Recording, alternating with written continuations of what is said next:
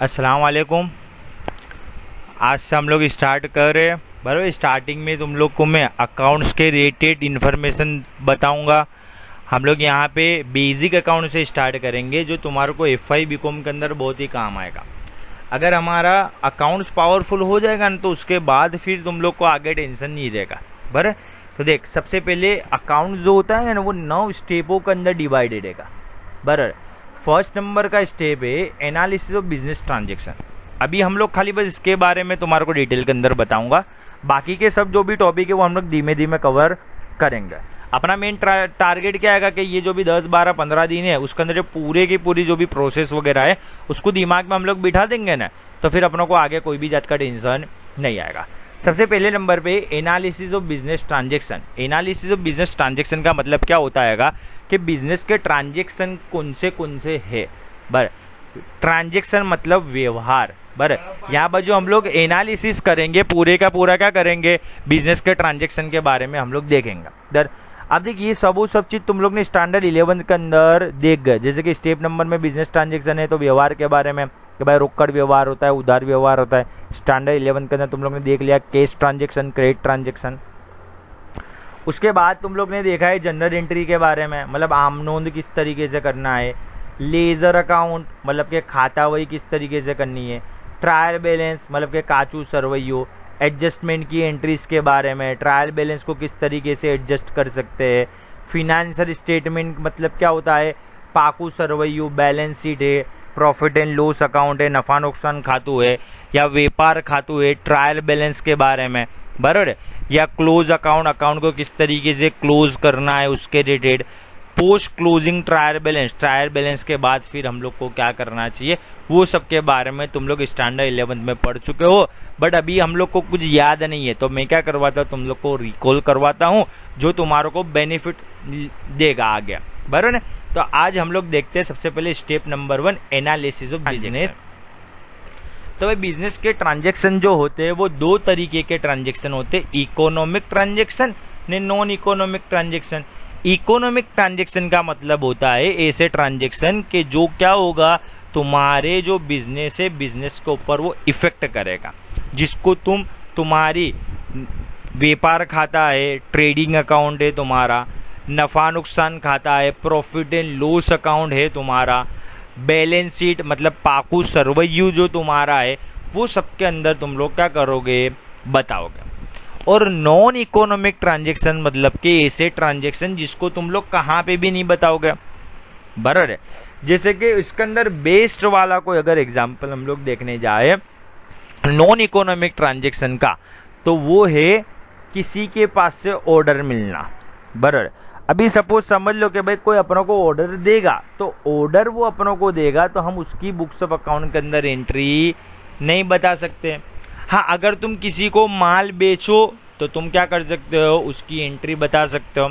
जैसे कि for example के तौर पे, जैसे कि मेरी शॉप है पर्टिकुलर कोई भी चीज की, जैसे कि मेरी शॉप है मोबाइल की, ठीक है। अभी एक बंदा मेरे पास आता है और वो क्या करता है, मेरे पास ही मोबाइल परचेज करता है। बराबर, या तो भी सपोज समझ लो भाई, पहले मैं उसको क्या करता हूँ, मोबाइल बताता हूँ। 2 कस्टमर मेरे पास आते हैं। कितने कस्टमर आते हैं, 2 कस्टमर। दोनों कस्टमर मेरे पास क्या करते हैं, मोबाइल देखते हैं। एक कस्टमर क्या करता है कि भाई 20,000 रुपये का मेरे पास से मोबाइल लेके जाता है, ने एक कस्टमर क्या करता है, मेरे पास से मोबाइल देखता है और चला जाता है। अब देख, जो कस्टमर मेरे पास से 20,000 रुपये का माल लेके गया, उसको मेरे को मेरे बुक्स ऑफ अकाउंट के अंदर एंट्री बतानी पड़ेगी कि भाई 20,000 का मैंने माल बेचा। माल बेचा मतलब कि मैंने सेल किया, वेचाण मैंने करा, बस तो उसकी मैं एंट्री दूंगा, मतलब वो क्या हो जाएगा, इकोनॉमिक ट्रांजेक्शन।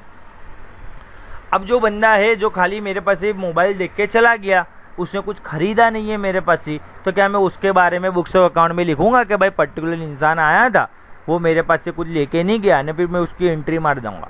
बराबर, ऐसा तो नहीं कर सकते हम लोग। बराबर है। तो जो ट्रांजेक्शन की एंट्री हम लोग लिख सकते हैं वो होता है इकोनॉमिक ट्रांजेक्शन, जिसकी एंट्री हम लोग नहीं लिखते वो होता है नॉन इकोनॉमिक ट्रांजेक्शन। अब जैसे नॉन इकोनॉमिक ट्रांजेक्शन का और एक एग्जांपल देवे तो भाई, जैसे कि कोई ऑर्डर अपनों को दे के गया, जैसे कि सपोज समझ लो कोई एक बंदा आया ना, वो अपनों को ऐसा कहता है कि भाई मेरे को 50,000 रुपये वाला मोबाइल चाहिए, तुम कल तक मंगवा देगा। तो मैं उसको लिखूंगा थोड़ी, इकोनॉमिक ट्रांजेक्शन थोड़ी बोलूंगा, उसको एंट्री थोड़ी मार दूंगा कि भाई मैंने 50,000 का माल, मैंने 50,000 का मोबाइल बेचा, ऐसी मैं एंट्री नहीं मार सकता हूँ। व्यापार खाते की जमा पे मैं लिखूंगा नहीं, ट्रेडिंग अकाउंट की क्रेडिट साइड पे मैं लिखूंगा नहीं, सेल्स करके कि भाई 50,000 का मैंने मोबाइल बेचा, नहीं लिख सकता। उसने खाली ऑर्डर दिया है, मतलब अभी मैं एंट्री नहीं करूंगा। हाँ सपोज समझ लो वो कल आता है, मेरे पास से माल लेके जाता है, मेरे को 50,000 रुपये देता है, तो मैं क्या करूंगा, उसके एंट्री लिख दूंगा भाई 50,000 रुपये का मोबाइल बेचा। शायद पड़ी बरोबर है। तो इकोनॉमिक ट्रांजेक्शन मतलब ऐसा ट्रांजेक्शन जिसकी हम लोग क्या कर देंगे, एंट्री लिखेंगे। नॉन इकोनॉमिक मतलब कि जिसकी एंट्री नहीं लिखेंगे।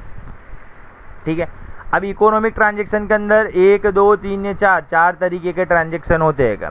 जैसे कि सबसे पहले नंबर की बात कर तो केस ट्रांजेक्शन। केस ट्रांजेक्शन मतलब क्या है कि भाई ऐसा ट्रांजेक्शन जिसके सामने रोकड़े आवे, केस आवे, बराबर। जैसे कि सपोज समझ लो एक कस्टमर अपनी दुकान पे आया, 20,000 रुपये का मोबाइल उसने लिया, उसने क्या करा भाई 20,000 रुपये अपने को रोकड़े दे दिए, तो वो भी केस ट्रांजेक्शन। उसने क्या करा भाई एटीएम से मेरे को पेमेंट कर दिया, this is also cash transaction. मेरे को पेटीएम दिया, पेटीएम कर दिया, this is also cash transaction. Google Pay से मेरे अकाउंट में पैसे ट्रांसफर कर दे, this is also cash transaction. समझ पड़ी। तो ऐसा ट्रांजेक्शन जिसके अंदर तुम्हारे को पैसे मिले या तुम किसी को पैसे दो, तो वो तुम्हारा केस ट्रांजेक्शन होता है, रोकड़ व्यवहार होता है। इसके बाद एक ट्रांजेक्शन आता है क्रेडिट ट्रांजेक्शन। क्रेडिट ट्रांजेक्शन मतलब को उधार व्यवहार। जैसे कि सपोज समझ लो कि भाई मेरी मोबाइल की शॉप है और कोई मेरा फ्रेंड आता है और वो क्या करता है, मेरे पास ही 25,000 का मोबाइल लेता है, ने मेरे को ऐसा कहता है कि फहद मैं तेरे को 8 दिन के अंदर इसका पेमेंट कर दूंगा, बराबर है। तो ये उसने मेरे को अभी रोकड़े नहीं दिए, मेरे पास वो उधार में लेके गया है, तो वो क्या होगा, क्रेडिट ट्रांजेक्शन। फिर आता है एक बार्टर ट्रांजेक्शन। बार्टर ट्रांजेक्शन का मतलब क्या होता है कि भाई तुम्हारे पास कोई चीज होवे, वो तुम सामने वालों को दे दो और सामने वाले के पास जो चीज है वो तुम्हारे को दे देवे। जैसे कि आज से बहुत सालों पहले जब क्या था भाई पैसे के शोध नहीं हुई थी, रुपया वगैरह की शोध नहीं हुई थी, तो ऐसे वाले टाइम के अंदर लोग क्या करते थे कि खेती वगैरह करा। अब सपोज समझ लो कि कोई एक बंदा है, उसने क्या करा भाई गेहूं की खेती करी है, किसी एक ने चावल की खेती करी हैगी, तो क्या करेंगे कि भाई जिसको चावल की जरूरत हैगी तो वो क्या करेगा, अपने पास एक गेहूं दे देगा, बराबर है। सामने वाला उसको क्या करेगा, चावल दे देगा। बार्टर सिस्टम, बराबर, उसका बोलते हैं बार्टर सिस्टम। ना अमुक ट्रांजेक्शन होते हैं वो, बाकी के ये जो तीन में जो ट्रांजेक्शन नहीं आते वो क्या होते हैं, अदर ट्रांजेक्शन। अदर ट्रांजेक्शन का एक बेस्ट वाला एग्जांपल अगर तुम्हारे को मैं सुनाऊं तो क्या आता है कि भाई डेप्रिशिएशन मतलब घसारा, बराबर। अभी सपोज समझ लो तुम कोई मशीनरी का यूज करते हो, कोई बिल्डिंग वगैरह का यूज करते हो, तो उसकी क्या होती है, वैल्यू धीमे धीमे डाउन होती जाती है, बराबर है। तो उस पर घसारा तुम्हारे को निकालना पड़ेगा। अभी जो घसारा तुमने निकाला तो घसारा तुम रोकड़े में थोड़ी निकालोगे, रोकड़ों में निकालो तो केस ट्रांजेक्शन आवे। तुम ये जो डेप्रिशिएशन निकालते हो, तुम घसारा निकालते हो, तुम ऐसा किसी को बोलोगे भाई 8 दिन मत ले लियो, 15 दिन मत ले लियो, बराबर है, ऐसा तो तुम बोलते नहीं हो, तो क्रेडिट ट्रांजेक्शन भी नहीं है। बस नहीं ना, तो तुम ऐसा कहते हो कि भाई मैं घसारा तेरे को देता, उसके सामने तू मेरे को दूसरी कोई पर्टिकुलर चीज दे दे, ऐसा भी नहीं है, मतलब बार्टर ट्रांजेक्शन भी नहीं है। तो वो किस में आता है, अदर ट्रांजेक्शन होता है। देखिए चारों चार भले ट्रांजेक्शन है, बट तुम्हारे लिए इंपॉर्टेंट खाली केस ट्रांजेक्शन ने क्रेडिट ट्रांजेक्शन है, बराबर है। अकाउंट की फील्डिंग बस खाली ये 2 ही ट्रांजेक्शन के बारे में होता है। ये तुमने गारंटी किया था स्टैंडर्ड 11 में भी ये 2 ट्रांजेक्शन के बारे में पढ़ा होगा, ये दोनों के बारे में नहीं पढ़ा होगा, बराबर है। ये 4 एक्चुअली में ये 4 तरीके के होते हैं। हाँ, अगर तुम कहाँ पे जाते हो, अगर वो लोग ने एक्स्ट्रा का वगैरह का नॉलेज होगा तो तुम लोग को पता होगा, बट मोस्ट इंपोर्टेंट खाली ये 2 है। बस ये 2 कैसे है कि भाई खाली दिमाग में रखने जैसे, बराबर ने, बाकी के ये 2 कैसे है कि समझने के है। चलो अब ये 2 जो ट्रांजेक्शन है उसके रिलेटेड थोड़ी बहुत इन्फॉर्मेशन बताता हूँ। देख कैसे अपनों को याद रखना चाहिए केस ट्रांजेक्शन में क्या होता है और क्रेडिट ट्रांजेक्शन में क्या होता है। भाई एक सिंपल सा लॉजिक, बराबर, क्रेडिट ट्रांजेक्शन याद रखने का, कोई भी ट्रांजेक्शन में खाली नाम आवे ना, खाली नाम, तो क्रेडिट ट्रांजेक्शन। जैसे कि मैं ऐसा बोलूं कि मैंने 20,000 रुपए का मोबाइल साद को बेचा, बस खाली नाम आया, बस 7 को मैंने दिया, मतलब क्या दिया, उधार में उसको दिया। बस अभी मैं ऐसा बोलूँ कि भाई मैंने 20,000 रुपये का मोबाइल बेचा रोकड़े में, तो वो क्या हो गया, देख खाली केस आया। ऐसा है ना कि भाई 20,000 का मैंने क्या करा, रोकड़े में मोबाइल बेचा, रोकड़े में मतलब केस में बेचा, मतलब खाली केस आया। अभी मैं ऐसा बोलूँ कि भाई 20,000 रुपये का मोबाइल मैंने साधु रोकड़े में बेचा, तो देख रोकड़ मतलब केस भी आया ने, साध मतलब नाम भी आ गया, मतलब वो क्या हो गया, केस ट्रांजेक्शन हो गया। अभी मैं ऐसा बोलूँ भाई 20,000 का मोबाइल मैंने बेचा, अभी इसमें मैंने ऐसा बोला रोकड़ में बेचा, या मैंने कोई का नाम लिया, नहीं लिया। तो जहाँ पे कुछ भी मेंशन ना किया हो, ना किसी का नाम हो, ना रोकड़ा वगैरह ऐसा कुछ दिया, मतलब वो भी क्या है, केस ट्रांजेक्शन है।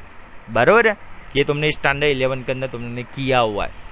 देख इसके ऊपर थोड़े बहुत एग्जाम्पल है, देख जैसे कि ये पूरे का पूरा ट्रांजेक्शन है, purchase machine for cash, cash आ गया, देख खाली केस आया तो क्या आवे, केस ट्रांजेक्शन। परचेज असेट ₹20,000, देख पूरे के पूरे सेंटेंस के अंदर किसी का नाम है या केस है। देख एक चीज याद रखने की, पूरे का पूरा ट्रांजेक्शन केस है का क्रेडिट है वो तुम्हारे को देखना है ना, तो ट्रांजेक्शन में खाली 2 चीज ध्यान रखने की, बर केस ने नाम को देखने का, अगर केस है केस है तो केस ट्रांजेक्शन आवे, केस के साथ नाम होवे तो भी केस ट्रांजेक्शन आवे, कुछ भी ना दिया हुआ तो भी केस ट्रांजेक्शन आवे। देख खाली अकेला नाम है तो क्रेडिट ट्रांजेक्शन आवे, खाली नाम हो तो क्रेडिट ट्रांजेक्शन। देखिए पूरे सेंटेंस के अंदर केस भी नहीं दिया ने नाम भी नहीं दिया, कुछ भी मेंशन नहीं करा, नथिंग इज मेंशन, कुछ बताया नहीं, मतलब कि केस ट्रांजेक्शन रोकड़ व्यवहार। देख यहाँ बाजू पूरे ट्रांजेक्शन में क्या है, नैयर दिया ने केस दिया, नैयर मतलब नाम ने केस मतलब रोकड़, तो जहां पे केस ने नाम होवे मतलब केस ट्रांजेक्शन। देख फिर ये वाला ट्रांजेक्शन मिस्टर जेड मतलब नाम दिया, बराबर, मिस्टर जेड मतलब क्या दिया है, नाम। अब ये पूरे सेंटेंस में कहाँ पे केस वगैरह नहीं बोला है, मतलब ये खाली क्या है, ओनली नेम है, ओनली नेम मतलब क्रेडिट ट्रांजेक्शन। फिर एक सेल असेट 30,000, यहाँ पे ना तो नाम बोला है ना तो केस बोला है, नथिंग इज मेंशन, तो केस आवे, बराबर। Sell goods to Saif Ali private limited, हम लोग ने माल बेचा सैफ अली प्राइवेट लिमिटेड को, ये सैफ अली प्राइवेट लिमिटेड क्या हुआ, नाम हुआ 7,000 में।